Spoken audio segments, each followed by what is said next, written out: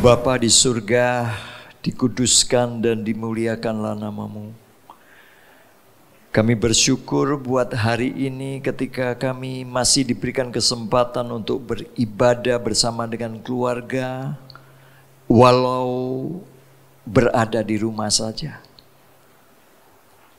Kami membutuhkan kasih karunia Tuhan. Kami membutuhkan firman Tuhan. Karena kami tahu firman-Mu adalah terang bagi jalan kami, pelita bagi kaki kami. Berfirmanlah kepada setiap kami, urapilah hamba-Mu, supaya firman-Mu yang adalah benih yang baik boleh tertanam di dalam hati kami yang subur, dan berakar, bertumbuh, berbuah 30 kali lipat, 60 kali lipat, bahkan 100 kali lipat, dan nama Tuhan dipermuliakan. Terima kasih Bapa, kami siap untuk mendengar firman Tuhan. Di dalam nama Tuhan Yesus Kristus kami berdoa dan mengucap syukur. Haleluya. Amin. Shalom Bapak Ibu Saudara sekalian yang dikasihi Tuhan. Kembali kita beribadah di rumah saja. Saudaraku, gara-gara COVID-19 ini tidak terasa sudah 3 bulan ini kita berada di rumah, beribadah di rumah. Rasanya kita sudah rindu untuk bersama-sama seperti yang lalu. Bisa berkumpul dengan saudara-saudara seiman, memuji dan bersorak-sorai. Sabar saudaraku. Segala sesuatu yang Tuhan izinkan terjadi pasti punya rancangan atau rencana yang indah buat kita. COVID-19 bagi orang yang percaya kepada Tuhan bukan hanya sekedar wabah pandemi global, tetapi juga akademi. Demikian Bapak Timotius Arifin menyampaikan beberapa waktu yang lalu. Dan kalau COVID-19 ini adalah akademi, pasti banyak pelajaran penting yang kita terima daripada Tuhan. Saudaraku yang dikasihi Tuhan, bagaimanapun juga COVID-19 ini telah banyak merubah kehidupan kita, saudara dan saya. Ada budaya baru yang kita mesti lakukan setiap hari, yang selama ini tidak pernah kita pikirkan. Apa itu? Yang pertama, menjaga kebersihan diri, terutama tangan kita, agar selalu bersih sehingga tidak terpapar oleh COVID ini. Kita diminta atau kita diajar untuk sering-sering mencuci tangan dengan sabun di air yang mengalir. Jangan pernah menyentuh wajah, mata, hidung, mulut dengan tangan yang tidak steril. Kemana-mana kita mesti bawa hand sanitizer. Yang kedua, kita juga diajarkan untuk memakai masker pelindung. Dulu jarang kita pakai, tapi sekarang begitu sulit untuk mendapatkannya. Terutama masker yang untuk kesehatan. Memakai masker untuk apa? Untuk menahan droplets. Sehingga itu mencegah penularan terutama dari OTG atau orang tanpa gejala. Yang konon lebih dari 80%. Dan ini yang berbahaya karena OTG adalah orang yang merasa tidak sakit sekalipun dia positif COVID. Tidak ada gejala. Dan kita tidak tahu. Karena 80% OTG ada di mana-mana Bapak Ibu. Itu yang mesti kita waspada. Yang ketiga, menjauhi kerumunan. Kita harus menjaga jarak dengan orang lain. Ke rumah makan ada jarak. Ya bahkan di DKI beberapa waktu yang lalu waktu dilakukan PSBB, suami istri naik mobil nggak boleh di depan semua. Suaminya setir, istrinya harus di belakang. Bayangkan seperti itu, menjaga jarak. Menjauhi kerumunan. Tetapi saudara tahukah bahwa Tuhan melalui COVID-19 Academy, Dia ingin mengajarkan kepada kita yang lebih penting dan lebih esensi dari semua itu. Dia ingin mengajarkan kepada kita sesuatu yang berguna baik untuk masa ini dan ke depan. Mari kita akan simak bersama-sama apa yang Tuhan ingin sampaikan kepada kita melalui COVID-19 Academy ini. Yang pertama, menjaga kebersihan hati. Saudaraku, Amsal 4:23, jagalah hatimu dengan segala kewaspadaan, karena dari situlah terpancar kehidupan. Kenapa banyak orang Kristen yang hidupnya tidak bisa memancarkan terang? Kenapa ada banyak orang Kristen yang tidak bisa menjadi berkat, menjadi saksi yang baik? Karena ternyata hati kita tidak dijaga sedemikian rupa. Hati kita dibiarkan kotor dan bau. Tanpa kita sadari ada banyak kesalahan orang lain yang kita simpan dalam hidup kita. Perkataan yang negatif, pengalaman hidup yang mengecewakan. Akibatnya hati kita menjadi bau, menjadi kotor. Iman kita nggak bisa bertumbuh. Kasih kita menjadi tawar. Dan kita nggak bisa menjadi berkat bagi banyak orang. Kita hidup dalam kebencian, kemarahan, kekecewaan, dan kepahitan. Saudara, jelas firman Tuhan, jaga hatimu. Nggak cukup jaga tangan kita tetap bersih. Jauh lebih penting jaga hati, Bapak Ibu. Jaga hati. Demikian juga banyak orang nggak bisa jadi saksi, nggak bisa jadi berkat, padahal dia aktif ke gereja, aktif melayani bahkan, karena tidak menjaga keinginan hatinya. Bukan kehendak Tuhan yang diutamakan, tapi nafsu kedagingannya.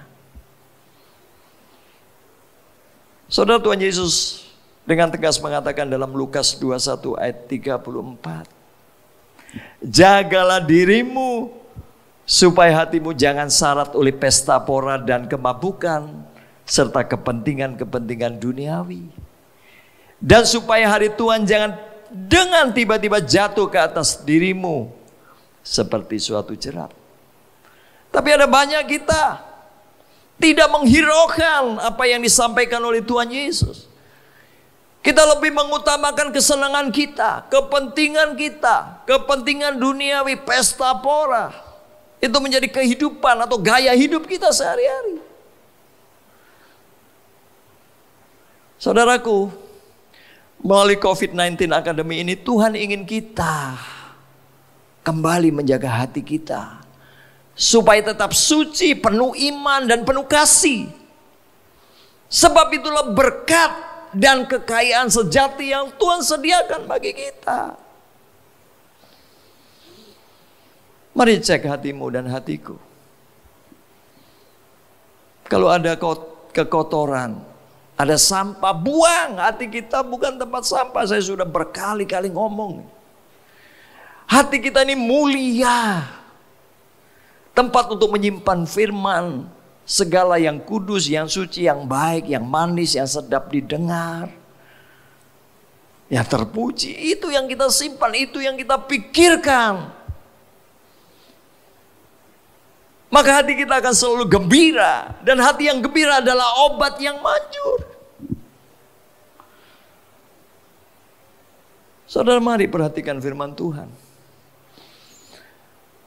Nah, dengan cara bagaimana? Ya, selidiki hati. Minta ampun sama Tuhan. Minta dikuduskan, disucikan. Ya. Jaga. Setiap hari jaga hatimu. Ya. Apalagi saat-saat seperti ini Bapak Ibu. Mesti jaga hati kita. Jangan izinkan kekhawatiran, ketakutan.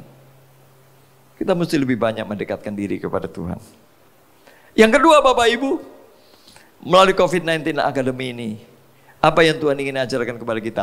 Menjaga perkataan kita. Karena banyak orang tidak menjaga hati, maka perkataannya otomatis seringkali kasar, kotor, dan negatif. Ada banyak orang tidak mampu berkata benar, tidak mampu memuji Tuhan, tidak mampu bersyukur dengan tulus. Banyak anak-anak yang sakit hati, suami istri yang kecewa, hidup dalam kepahitan, terluka. Bukan karena kekerasan fisik atau KDRT, no. Tapi karena kekerasan atau kekasaran verbal. Perkataan kita seringkali melecehkan, merendahkan, mematikan, menghakimi tanpa kita sadari. Saudara, perkataan itu seharusnya mempermuliakan nama Tuhan. Perkataan kita ini seharusnya menyembuhkan, menguatkan, membangkitkan. Karena itu, mari sebelum kita berkata-kata, pikir dulu, apakah kata-kataku ini benar tidak? Nanti hoax, dusta, atau menyakitkan. Soalnya ketika kata-kata keluar nggak bisa ditarik kembali. Soalnya nanti praktek di rumah ya, ambil odol itu, ya, pencet odol itu ya di selembar kertas, ya, lalu masukkan kembali, nggak bisa, udah melekat. Karena itu mari sebelum kita berkata-kata, terutama ketika kita emosi, diam. Saudara, hari-hari ini sangat sensitif sekali, ada banyak orang begitu sensitif. Tapi kalau kita menjaga sungguh-sungguh perkataan kita, ya, dengan baik dan benar, saya percaya saudara bisa menjadi berkat. Efesus 5 ayat 3, Rasul Paulus menulis, tetapi percabulan dan rupa-rupa kecemaran atau keserakahan disebut saja pun jangan di antara kamu, sebagaimana sepatutnya bagi orang-orang kudus. Demikian juga perkataan yang kotor, yang kosong atau yang sembrono, karena hal-hal ini tidak pantas, tetapi sebaliknya ucapkanlah syukur. Malu loh kita ini. Orang Kristen tuh aduh perkataannya, caci maki, sumpah serapah, nggak pantas. Karena kita sudah ditebus dengan darah yang mahal, saudara. Dan Tuhan menjadikan hati kita kudus suci dengan darah anak domba Allah. Kita mesti mempermuliakan nama Tuhan. Kalau saudara dicaci maki, jangan balas dengan caci maki. Kita nggak jadi berkat. Tuhan ajarkan kita, kalau ada orang caci maki kita, ngata-ngatain kita, berkati. Tuhan berkati dia. Saudara kehilangan uang, saudara kehilangan apapun ketika saudara dikata-katai yang jelek, biarin aja ya, GP emang gua pikirin. Yang penting kita tidak melakukan. Berkati dia dengan kata-kata yang membangkitkan. Doakan dia, 1 Petrus 3:9. Dan janganlah membalas kejahatan dengan kejahatan, jelas. Atau caci maki dengan caci maki. Tetapi sebaliknya hendaklah kamu memberkati, karena untuk itulah kamu dipanggil, yaitu untuk memperoleh berkat. Haleluya. Kita dipanggil untuk memberkati. Dan salah satu untuk menjadi berkat hanya melalui kata-kata kita.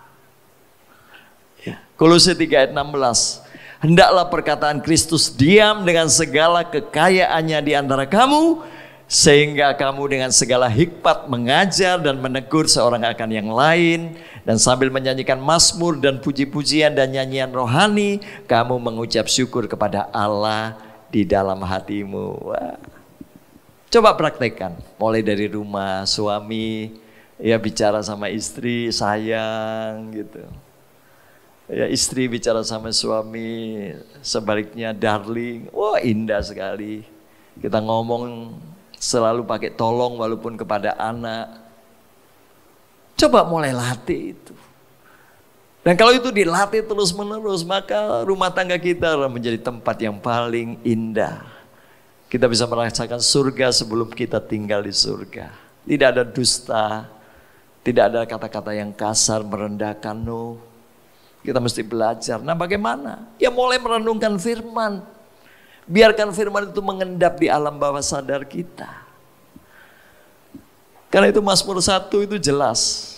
renungkan firman atau Taurat Tuhan itu siang dan malam. Supaya mengendap di alam bawah sadar kita. Mulai perkatakan firman, belajar. Dan saya percaya saudara akan berhasil. So, mari belajar benar-benar. Karena ingat,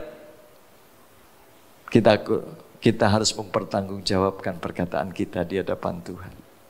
Baik atau buruk. Yang ketiga, yang terakhir saudara.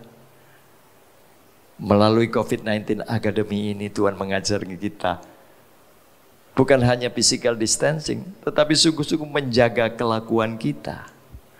Kelakuan atau perbuatan kita ini membuktikan apakah kita benar-benar murid Tuhan atau bukan. Kelakuan atau perbuatan kita adalah buah yang membuktikan apakah kita milik Kristus atau bukan. Karena perhatikan kelakuan kita. COVID-19 mengajarkan kita physical distancing, jaga jarak, jauhi kerumunan orang yang tidak kita kenal. Itu bicara tentang pergaulan yang Tuhan mau sampaikan kepada kita. Jangan bergaul kepada sembarang orang. Kita mesti memilih benar-benar karena pergaulan itu akan mempengaruhi hidup kita, mempengaruhi kelakuan kita. Sama seperti saat ini misalnya saudara ada di tengah-tengah orang yang terpapar COVID-19. Atau saudara di tengah-tengah orang OTG, saudara tanpa APD, maka saudara akan menjadi PDP. Saudara akan terpapar karena saudara ada di lingkungan yang gak steril. Demikian dengan pergaulan kita. Kalau saudara bukan orang pemabuk, lalu saudara kumpul dengan pemabuk yang tiap hari minum arak, cap tikus, otomatis mau gak mau. Saudara bukan perokok, tapi setiap hari saudara kumpul dengan orang perokok. Mau rokok, mau pakai apa yang sekarang itu? Yang pakai asapnya banyak itu. Untuk apa semua itu? Maka jaga kelakuan kita. Amsal 20 ayat 20 jelas. Siapa bergaul dengan orang bijak menjadi bijak. Tetapi siapa berteman dengan orang bebal menjadi malang. Wow. Perhatikan sungguh-sungguh pergaulan kita. Ya. Rasul Paulus jelas 1 Korintus 5 ayat 11. Tetapi yang kutuliskan kepada kamu ialah supaya kamu jangan bergaul dengan orang yang sekalipun menyebut dirinya saudara. Saudara seiman, saudara kandung bisa. Adalah orang cabul, kikir, penyembah berhala, pemfitnah, pemabuk, penipu. Dengan orang-orang yang demikian janganlah kamu sekali-kali makan bersama-sama. Makan sama-sama aja nggak boleh. Karena itu sama orang yang membawa virus Bapak Ibu. Jangan bergaul. Jadi sekali lagi kita harus menjaga jarak, mengisolasi diri terhadap orang-orang yang demikian. Supaya saudara dan saya tidak terpapar dengan dosa dan kejahatan. Saudara, itulah sebenarnya yang Tuhan mau ingatkan kepada kita melalui COVID-19 Academy ini. Kiranya kita bisa mendengar dan menyimak dengan baik. Mari inilah waktunya bagi kita untuk berbenah diri dan meresponi dengan benar. Agar kita tidak terpapar oleh kuasa dosa yang akan membawa kita kepada penyesalan dan kebinasaan kekal. Marilah kita hidup dengan terang dalam kasih ilahi, bukan dalam kebencian. Dalam kekudusan bukan dalam pesta pora, dalam kebenaran dan bukan kebebalan. Saudara, sebagai penutup kita akan baca Roma 13 ayat 11. Hal ini harus kamu lakukan karena kamu mengetahui keadaan waktu sekarang, yaitu bahwa saatnya telah tiba bagi kamu untuk bangun dari tidur. Sebab sekarang keselamatan sudah lebih dekat bagi kita daripada waktu kita menjadi percaya. Hari sudah jauh malam, telah hampir siang. Sebab itu marilah kita menanggalkan perbuatan-perbuatan kegelapan dan mengenakan perlengkapan senjata terang. marilah kita hidup dengan sopan seperti pada siang hari. Jangan dalam pesta pora dan kemabukan, jangan dalam percabulan dan hawa nafsu, jangan dalam perselisihan dan iri hati, tetapi kenakanlah Tuhan Yesus Kristus sebagai perlengkapan senjata terang, dan janganlah merawat tubuhmu untuk memuaskan keinginannya. Biarlah firman Tuhan ini sungguh boleh memberkati hidup kita semua. Amin.